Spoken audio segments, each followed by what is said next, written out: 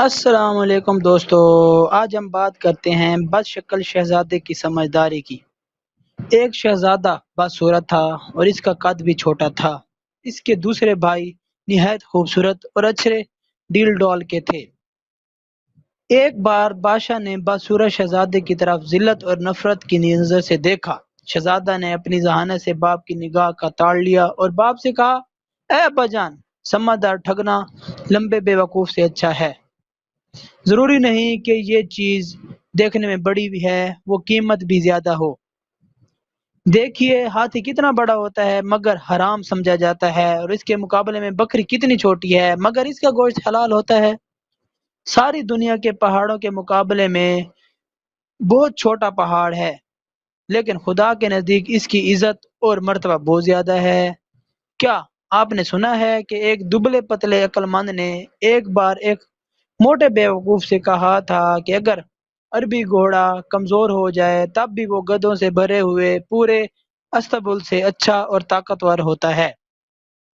بادشاہ شہزادہ کی بات سن کر مسکرایا۔ تمام امیر اور وزیر خوش ہوئے اور اس کی بات سب کو پسند آئی، لیکن شہزادے کے دوسرے بھائی اس سے جل گئے اور رنجیدہ ہوئے۔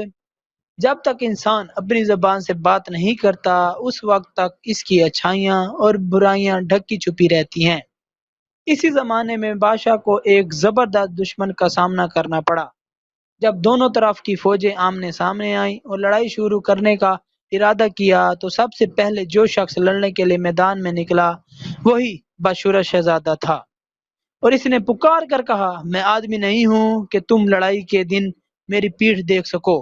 میں ایسا بہادر ہوں کہ تم میرا سر خاک اور خون میں لتڑا ہوا دیکھو گے۔ یعنی میں دشمن سے لڑتے لڑتے جان دے دوں گا مگر ہمت نہ ہاروں گا۔ جو لوگ خواہ مخواہ لڑائی پر آمادہ ہوتے ہیں وہ خود اپنے خون سے کھیلتے ہیں، یعنی مفت جان گوا دیتے ہیں، اور جو لڑائی کے میدان سے بھاگ جاتے ہیں وہ پوری فوج کے خون سے کھیلتے ہیں۔ یہ کہہ کر شہزادے نے فوج کی پر بہت سخت حملہ کیا اور کئی بڑے بڑے بہادروں کو قتل کر دیا۔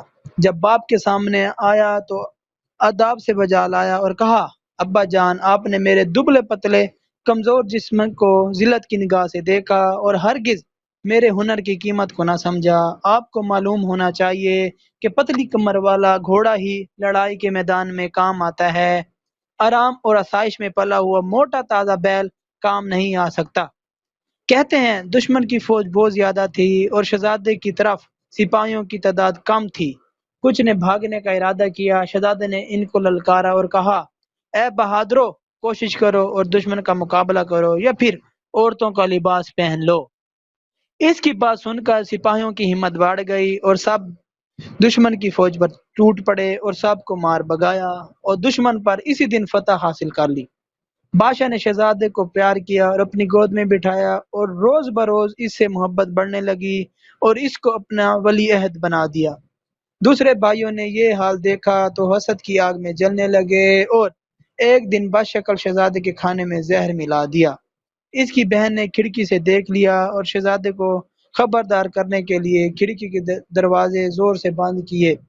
شہزادہ اس کی آواز سے چونک پڑا، اپنی ذہانت سے سمجھ گیا کہ دال میں کچھ کالا ہے، کھانا چھوڑ دیا اور کہنے لگا، یہ تو نہیں ہو سکتا کہ بے ہنر لوگ زندہ رہیں اور ہنر مند مار جائیں۔ اگر ہم دنیا سے ختم ہو جائے تب